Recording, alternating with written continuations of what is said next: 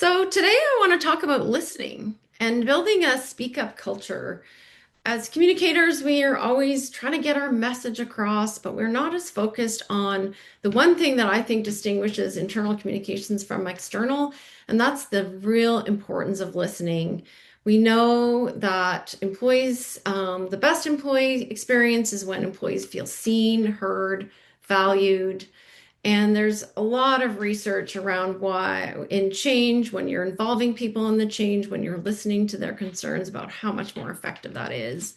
And so I'm going to share um, my knowledge around psychological safety and what I call fearless internal communications, because the one thing that stops people from speaking up is that lack of psychological safety or fear.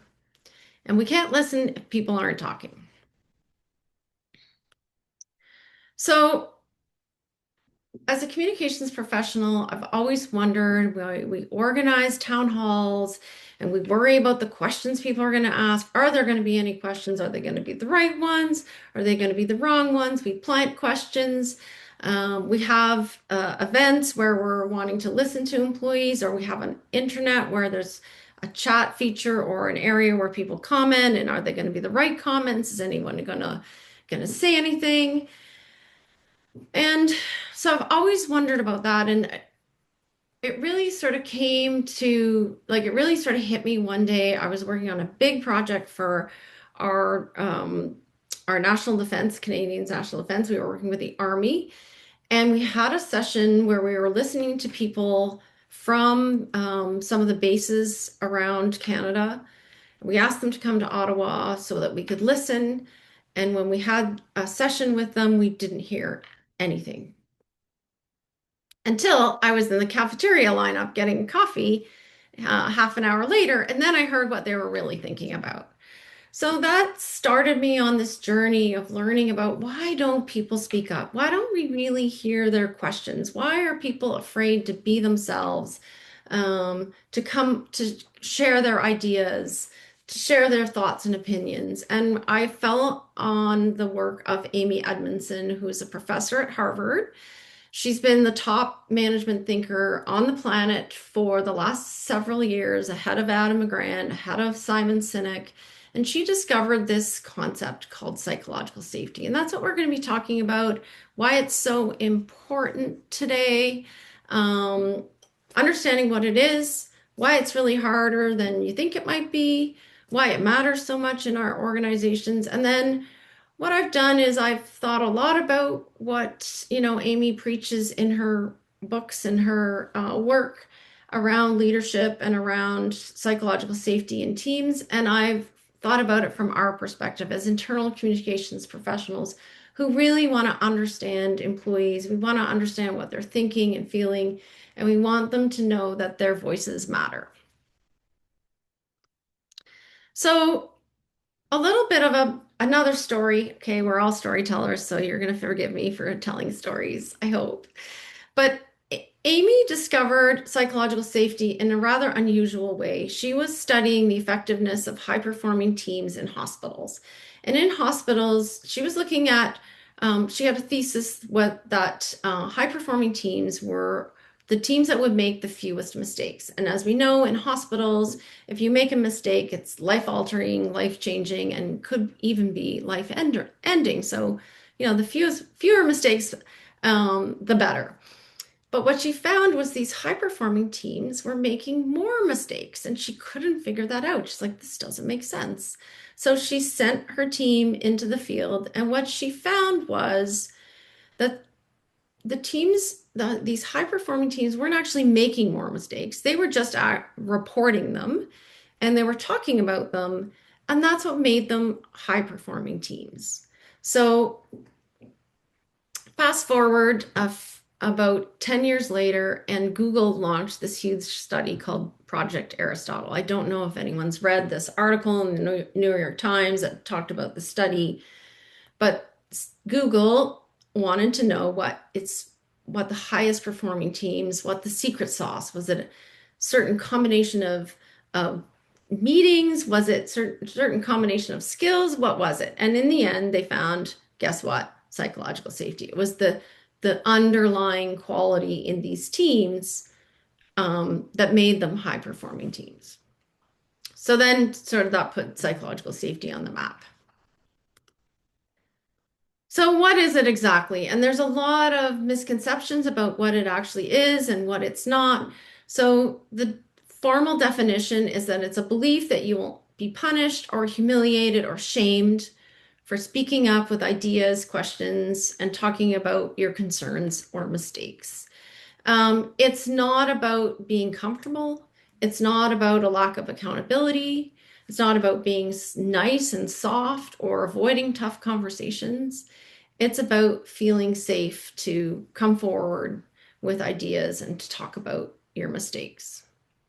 There's four dimensions of psychological safety, and once we go through these, you'll kind of understand sort of a good segue into why it's so important and why it can be hard in organizations. And I've used quotes from some of my favorite thinkers, including Brené Brown, to sort of highlight these aspects of psychological safety or the dimensions of psychological safety. So the first one is about how you approach risk and failure. And, we have this idea in organizations that you can't fail, that, a high performance workforce or workplace is a culture where there are no mistakes, people are perfect, things are flawless, and mistakes are really unacceptable. And even on our own work, I've seen conversations around from internal communications professionals. Oh, I don't want to make a mistake in that all staff email. Well, guess what? We're human, and we make mistakes, and everyone across the organization makes mistakes, and that's just a part of life. But hiding them, not talking about them, not learning about them can really be a detriment to our own work and the work of organizations. And I like to kind of make a point about this again, reflecting on our own work as communication professionals, is that when we're overly polished, when we overly over rotate on our messaging, they can become empty and hollow, and that creates a problem too. So in psychological safety, we want to focus on shifting from perfectionism to progress, avoiding mistakes to learning from our mistakes. I remember one of my team members, we celebrate mistakes at Vision of Voice because it's a way of learning from them. So the truth is, no one's perfect. And perfection can really, I love this quote from Brené Brown because it really can prevent us from doing some of our greatest work and really being ourselves and embracing our true human potential. The second thing is second dimensions around willingness to help. So, and I love this quote from Helen Keller. She was a pretty wise, smart woman, as we all know. It's about the willingness to help, but also the willingness to ask for help. And we know that even though this sounds simple and we all probably think of ourselves as helpful, the reality is that asking for help can be seen as a weakness. We don't want to tell our boss that we're overwhelmed, we don't know how to do X, Y, Z, or I can't handle these responsibilities. And we also get so busy in our own work that we don't look up and we don't see that other people around us need help. When change is happening and people are learning something, they don't want to admit that, oh, I'm a little bit slower at this new process.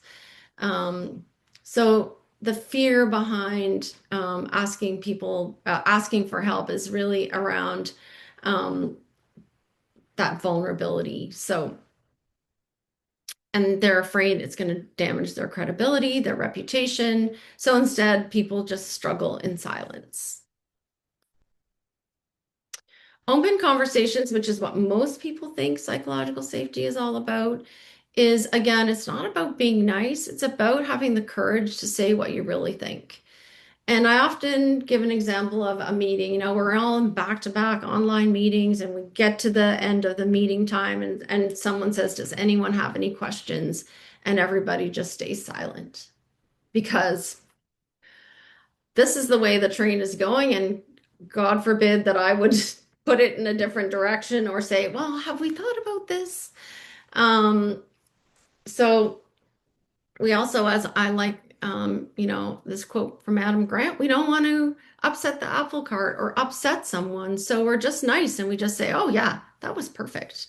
I thought it was really good," even though you know that there's room for improvement.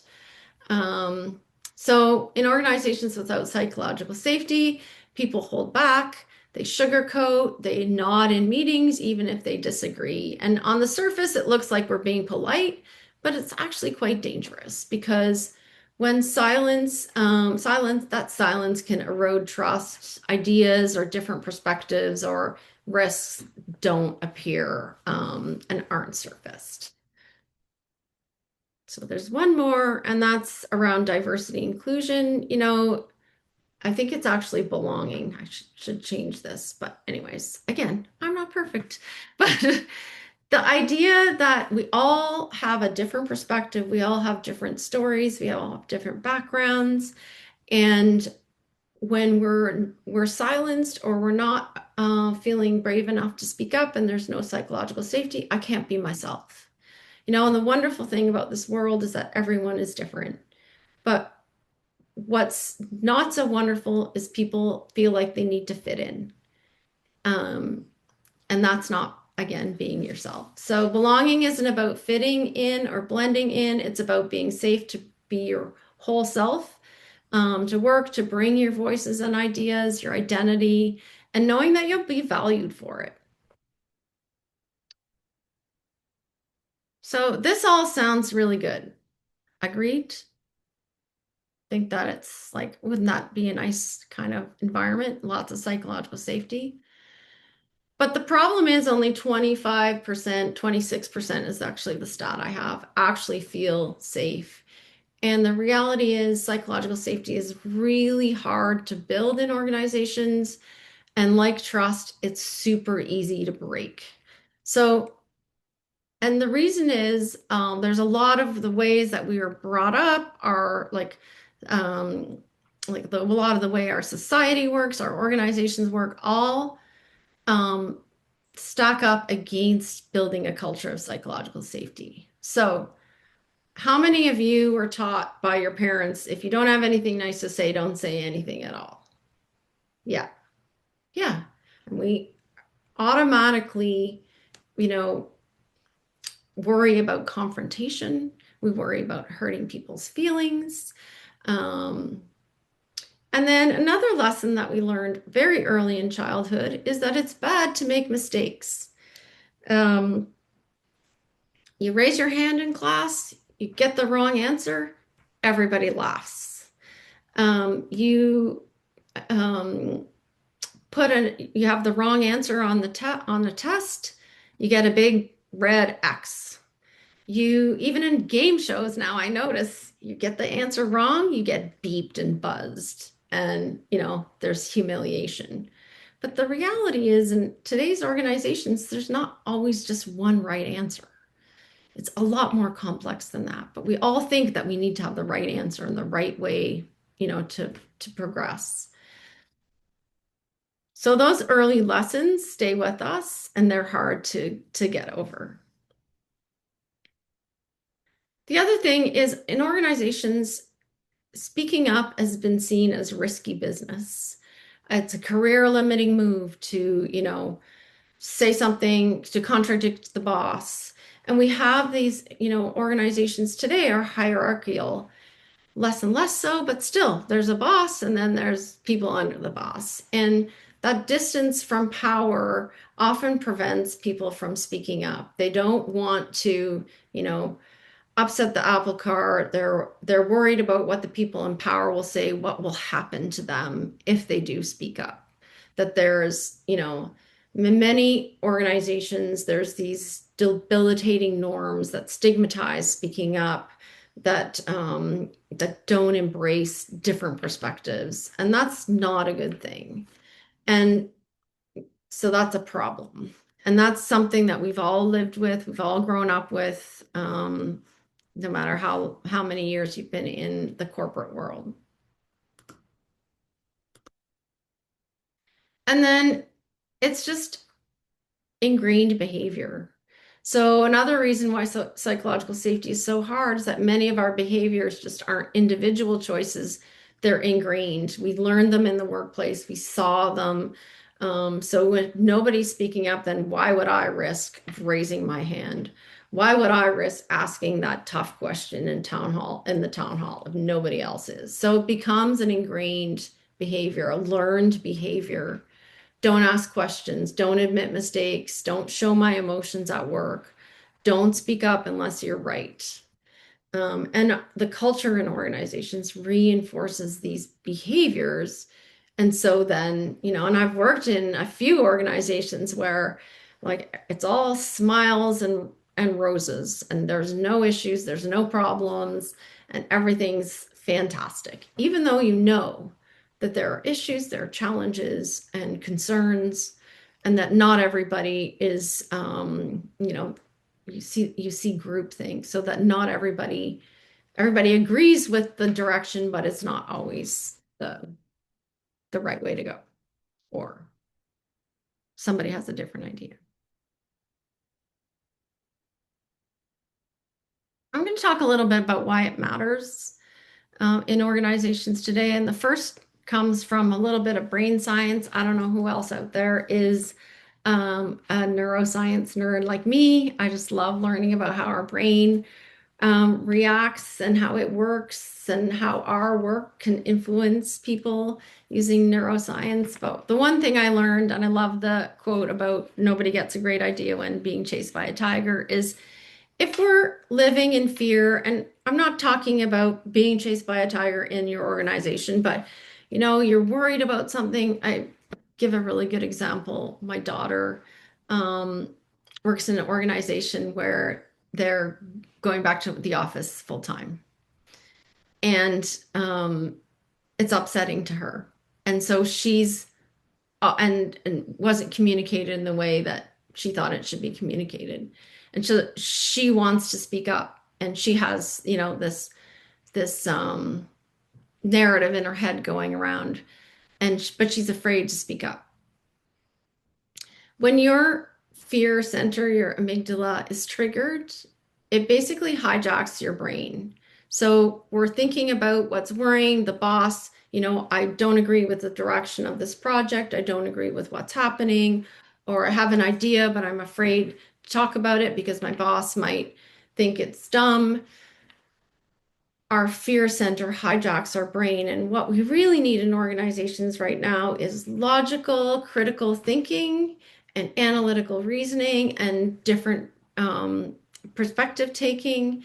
And when we're living in fear, that is shut down. So this think first, act later brain shuts down this analytical reasoning in our brain.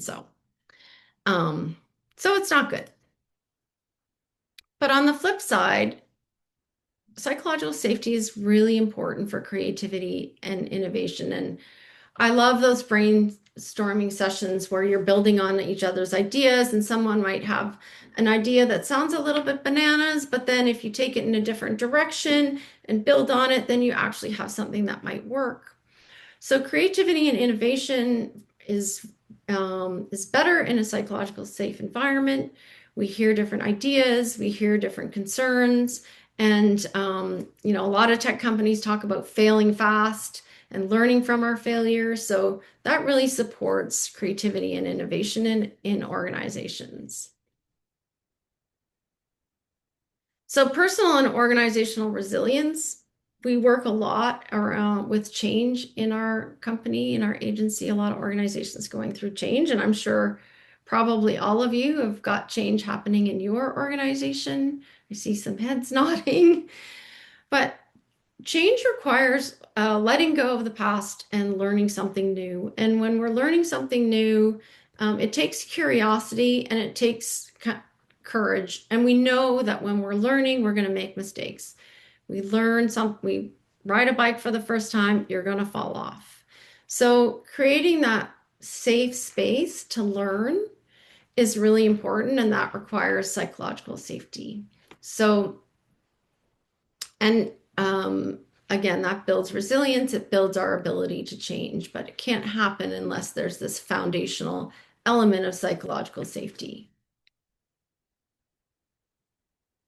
And then well-being is also, and this really plays into the whole willingness to help. So, one of the things we know about burnout is that it's not because of too much work.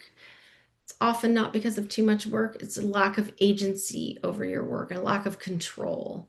But when you can speak up, when you can ask for help, you regain that control. And one of the biggest issues in organizations today is that there's a lot of change and a lot of disruption and a lot of uncertainty and a lot of pressure on performance. And well being is suffering. And I'm sure every one of you is like, got a little bit of that going on. And one of the most overlooked benefits of psychological safety is its impact on well-being, feeling safe to speak up and ask for help, admitting when you're overloaded, being able to talk about the stress that you're under and having those open conversations. This is really critical to supporting emotional and physical well-being. And there's a lot of studies that link psychological safety to lower stress and burnout in organizations, and higher job satisfaction. The other thing is, and sort of back to where I started around feeling heard and seen. And I follow all the Gallup studies. Gallup found that employees who feel heard are 4.5 times more likely to feel empowered.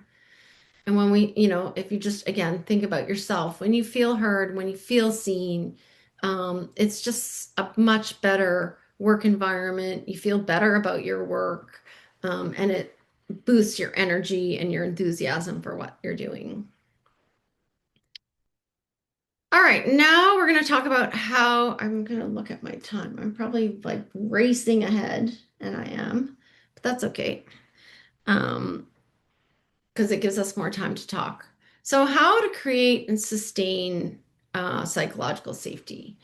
Because this all really sounds very good, but now we've learned that it's has enormous benefits for organizations and teams, and but it's super hard. So, what do we do? And there's really three simple steps that Amy talks about in her work, and I want to spend some time with you today talking about how we can take those simple steps and change how we work as internal communications professionals.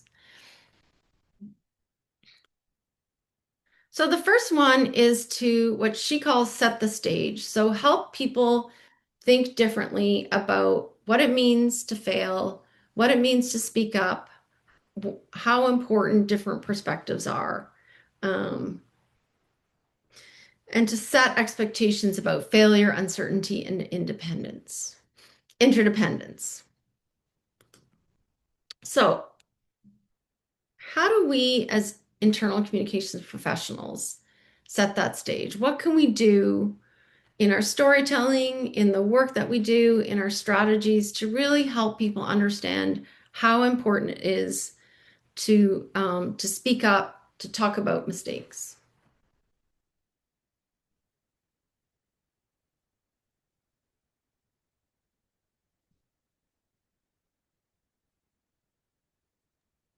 Do you want us to chime in?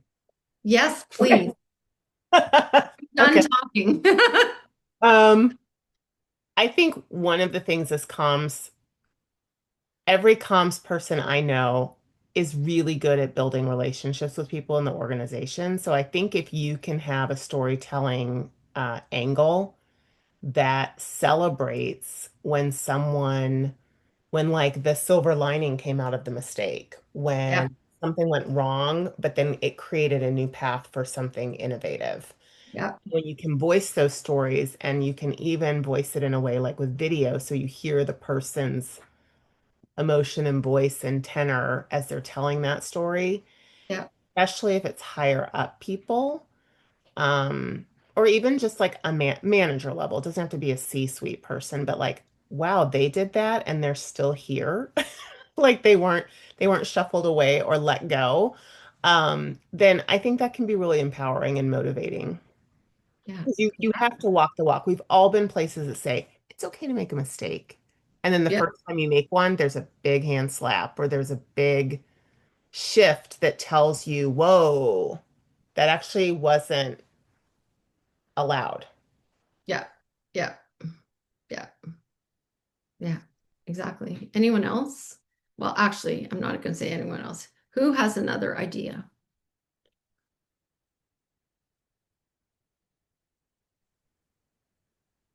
Hi there, I'm Allie. I work in healthcare, and so I Ah, appreciated you talking earlier about the importance of psychological safety, especially in a care environment.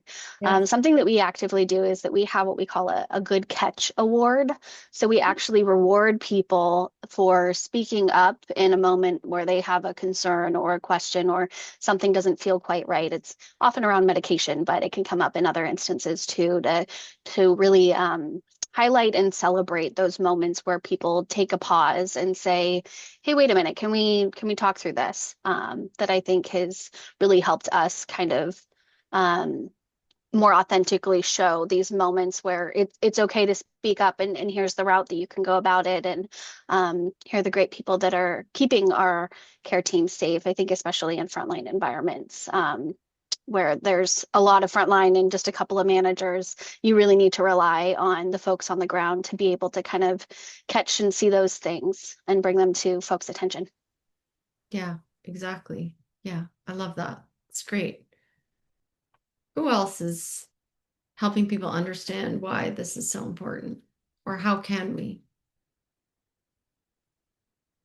Hi, so this is Shelley, and Hi, I work Shel. for state government in Ah, Illinois, and I work for the Office of Continuous Improvement. But in a previous life, oh, I was over training and did a lot of training. So here recently, our state-run facilities for those with disabilities, their leaders had asked me if I could help with teaching them about accountability and how accountability isn't punitive and that mhm. it's really there to where you don't get to discipline or punitive. And I found that teaching leaders what accountability behaviors look like and how to have the feedback, candid feedback conversations, and to kind of have a script to model after has really helped them to be able to speak up because before they were worried about staff being defensive or that they weren't able to apply it fairly. And so giving them a way, a language and a way to model that behavior has really helped them to begin um, to improve how they lead and hold staff more accountable in a safe space. Yeah. Yeah, it's funny, mentioned the word accountability. Like, I don't really like that word. I know it's so important, but it does, also mentioned the word kind of punitive, right? It almost sounds like Big Brother or very like parental or whatever. But there's so many ways we can show that accountability doesn't have to be about that. It means like showing up for each other or following through on what you say or what you're making sure that you fulfill your responsibility to others. There's just so many um, ways of talking about that, but Yeah. that's a good Yeah, we example. really talked about natural consequences or impact to those that you serve or impact to your team. Mhm. And maybe sometimes it's not apparent to staff what that impact may be. And so part of that conversation is here's the situation, here's the behavior, and this is what the impact is. What can we, you and I, now come up with as a solution to correct that behavior or that gap in behavior? Yeah, and I noticed something else that's happening when you're talking about that. You're asking for opinions, thoughts, ideas for solving that that challenge, right? You're asking for that input. I like what Brené Brown talks about putting the problem in front of you instead of between you, and that sounds like a putting it in front of you kind of approach. Anyone else have can think of now all anything that we can do or they have done to sort of set the stage and talk about why this is important? Hi, Amy Karen, City of London. I think the one important thing is we have to assume positive intent. Mhm. Nobody goes out thinking, oh, I'm going to make this mistake and make everybody look bad, or I'm going to put myself at risk. I think building a culture that assumes positive intent is important. And then that leads to people being more comfortable, pardon me, people being more comfortable taking some chances and owning their feedback and owning their mistakes. So that allows that conversation to happen, especially at a senior level. If we have a C-suite that is um, a little more less rigid about the rights and wrongs and a little more about the people and about the positive intent, I think then we're moving in the right direction. Yeah. Sounds like you're a busy I'm person. so sorry. Okay. Always happens. The phone rings, right?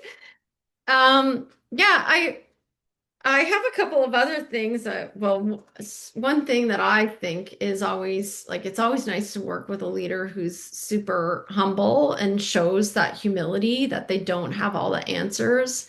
And even in our communication, if we talk about, well, we don't have all the answers, we want to hear other ideas, like those kinds of scripts and for senior leaders, whether it's a town hall or in their messaging, is critical. And even in your manager's toolkits, if you do that kind of thing, or like we do these meeting in a box for clients, so setting them up with the right framing around why we want to hear different voices, why it's okay to learn, how we learn from failure, that kind of thing. Anyone else have any other examples before we go on to the next one? No? Okay. Where's my, sorry, now I'm,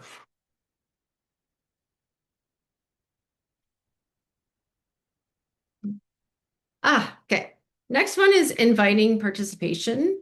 So, oh yeah, I just talked about this in demonstrating humility. So I don't have all the answers, inviting conversation, questions, and ideas, asking the good questions, and creating those structures and processes for input and guidelines. I like always when I'm working with clients to look at the system, not just the communication, but the system that surrounds communication and how that influences people's behavior. So, how do we invite in a more meaningful way, other than does anyone have any questions? How do we invite that participation? How do we make it safer for people as we're opening up, whether it's the phone lines, the town hall, or any other sort of listening channel that you have?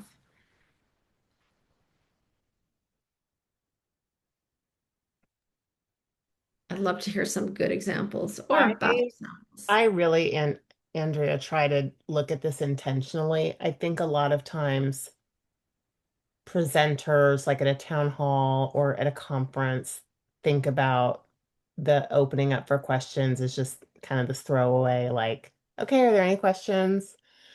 Um, and different roles I've been in, we kind of joke about having a plant in the audience, but Yes. there really is value in if you know someone that has an example or has spoken up in meetings before, then maybe you pull them aside before your group conversation and say, "Hey, when we get to the point of questions, I would really like you to raise that concern that you and I talked about last week. Are you comfortable doing that? Because we have the right people in the room." Yeah. Um, and if you just,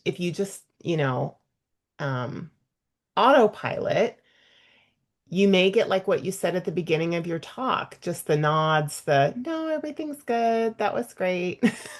Yeah. And that kind of silence is consenting and doesn't raise the bar to having a deeper conversation. Yeah. Yeah. Or surfacing those real questions that people have that they're going to talk about after the meeting. Anyone have some thoughts? I'm sure there's some out there.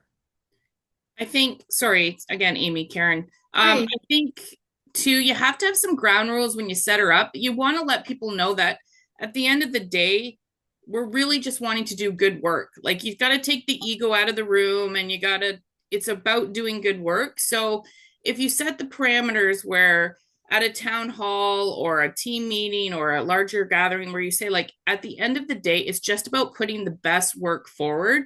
I think people are a little more to go, yes, and also, you know what I mean? Like, that's a great Yeah. idea, but also, can we do this? And then it just starts to roll the ball. And I think, questioning and challenging and doing that in a constructive and of course respectful way is important. And I'm fortunate with my team, we have that ability to go, great idea, but this kind of sucks. Like, what about this? Or, Mhm. I think having those parameters is important right off the hop, and letting them see leadership take those kinds of egos out of the room is important as well.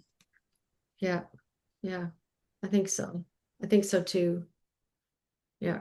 Great points. And I hadn't actually thought about like I do talk a lot about purpose and reinforcing the organization's purpose and meaning in the work and everything, but tying it back to we just want to do, we want to fulfill our purpose. We want to make sure that we're serving our customers or whatever it is also like a really good way of framing it. One thing that we do is we have a list of questions that are a little bit different than your standard. Well, does anyone have any questions or the feedback loop? Like, does anyone have a different perspective? So then you're asking people if they have to raise something different, or does anyone see this differently? Or what did I miss? There's like a whole list of questions that we kind of stuff in whatever work we're doing that are a little bit different, that are just a real inviting questions, inviting that different voice, inviting different perspectives to come forward. I think that's also really good. They're pretty easy to come up with, especially with it using AI now. Andrea, I'm gonna say something controversial, and this is Sure. not to put anybody on blast. But my toxic trait is I want people on camera. If Oh, if you're in a virtual meeting, how can I read the room? How can I know if you're uncomfortable with what's being shared? yeah, How can I know if you're uncertain?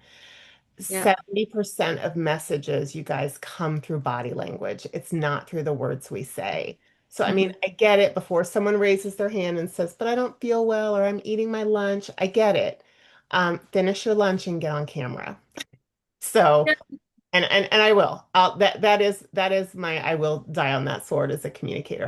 I just think being able to that's the one thing we really missed going virtual and going remote is we don't that connection just drops thousands of percentage points yeah. when we're all talking to a screen that we can't see who we're talking to. Well, we do miss those visual cues, like somebody looking like they're uncomfortable, or like, like they might have a question. You can even say, like, it looks like you have a question, or you don't seem, I think whatever, you can see it in people's faces and their expressions and that kind of thing. Yeah. Yeah. So now everybody's got to be on camera now. Well, and they won't. And again, people are saying like, "Hey, I'm still eating my breakfast," or "Hey, the camera being off is an indicator." It absolutely is an indicator. And maybe you don't have it on 100% of the time, but really choose Mhm. where you show up and Yeah. where Sign of you do that. not feeling safe. Yeah, I'd be interested, Zane. Is it not feeling safe? Is it you don't have to come on camera. You could just say, I'm not feeling well today. My camera's not working. We've started doing for key meetings in an organization I'm working with. We don't do it for every meeting, but for key meetings, we will put the agenda out and say, expectation for this meeting is cameras are on. Yeah. And that way we can give people a break because we also understand that cameras on 8 hours a day, that brings a different kind of fatigue. Mhm. And we get that. Yeah. Well, back to the sort of invite participation, your comment gave me another idea. So, one, when you're working with neurodivergent communities, um, people in the room, one thing we know about introverts is that it takes them a while to come up with ideas and questions, and they often benefit from getting information in advance. So you can provide information in advance for people so that they can have more time to think about their questions. Or you can also, we do this when we do focus groups, you can also keep the conversation or the lines open and say, if you think of any further questions, you can always send me an email or whatever. And just having that, it's having that ability to let people ruminate and think about their concerns or questions or ideas also supports that neurodivergent community in your workforce.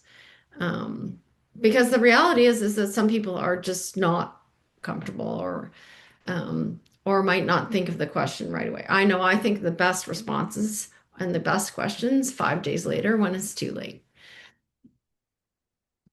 Um, okay, the last one. This is um, responding productively. So basically, people admit mistakes, ask for help, speak up when it's uncomfortable. We need to make sure that we respond productively and always express appreciation and acknowledging and thanking them. But we all know that this does not happen very often. Even in our best intentions, we've got the survey, we've had the town hall, and we're on to the next thing. And this is a cause of survey fatigue is because people don't see the results or they're not thanked or there's no communication after. So how as communications professionals can we respond productively? How can we make sure that people feel seen and heard and that we express that appreciation for input, for asking for help?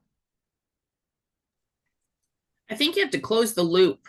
I think that's where lots of times we get really excited about all the pre-planning and we get all excited about the questions and the answers and all of this suggestion, and we ask our staff to give us feedback and what they think should do, and then we take it and we do nothing with it, or they see that we've done, or it appears that we've done nothing with it. I think the closing the loop and like, this is what we heard, this is what we did, this is what you've seen differently is important. And I think the more you can show that we're actually taking their suggestions or their comments or their questions into consideration, whether it's a big change or a little change, I think it's important to show that we've heard, what we've done, what you'll see. Closing that loop is super important. Yeah, exactly. Yeah. I mean, it's one thing to express appreciation, it's another thing to actually do something. But yes, I agree. And And Anyone else? sorry, and the other thing I would say too is, especially around the idea of surveys and asking for input, I'm really a big fan of, I don't ask anything I can't action on. Mhm. So if you want to talk to me about parking at the city of London, why it's so expensive, great, I'll listen. I can't action on that. I will never ask you in any kind of communications how you feel about parking. But I can ask you, do you feel that your leader is providing you enough information to do your job properly? Like, I can ask in action on certain things. So I think determining what we can and can't influence and action on is important as well. Yeah. Yeah. can I ask a question of the group? Andrea, do you guys, and maybe there's different settings, right, that we're talking about where we could be having these conversations. It could be a town hall, it could be a small project meeting. So that's going to yield different approaches and reactions. But I think sometimes I've been in organizations where when it's a broader meeting, where that important follow-up gets lost is an executive review of what our follow-up answers are.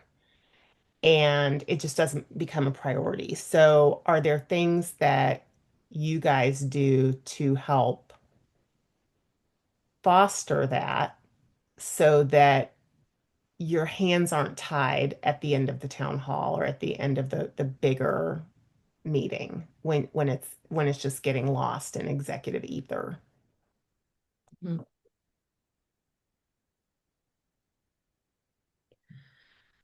I know what we do is we educate our clients, including like CEOs and executives, to make sure that they know the cost and the damage that can be done when they don't respond productively, when like don't expect the next survey to go well if you're not going to share the results of this one and what you're doing, and thank people for taking the time and providing their perspective and being honest, or thank you for sharing whatever it is.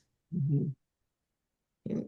We always like to beat up on executive, but I honestly feel like they've got their own agenda too, and we need to make sure that we're educating them, and helping them understand the consequences of some of their decisions or non-action or whatever. I do that too, and sometimes if I can, I take it a step further and I draft what the follow-up would be so that they have something to respond to versus this Yeah. random, like something they can't put their arms around. Mhm. Yeah. Yeah. Anyone else have some good examples of how they've responded productively to input or talked about failure?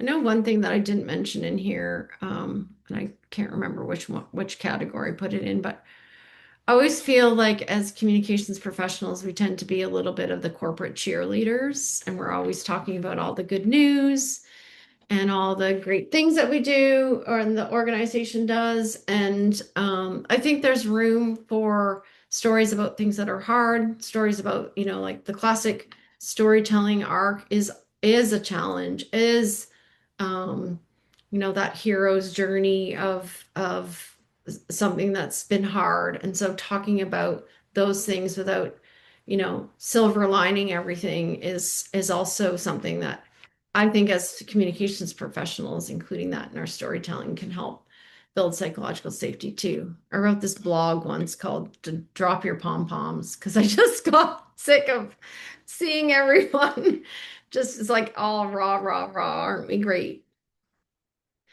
Okay, last set of questions for everyone because I am now running out of time. Is what surprised you or what about my talk?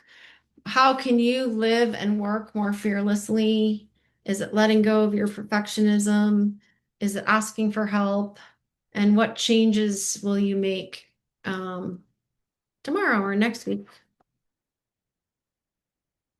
I'd love to hear them.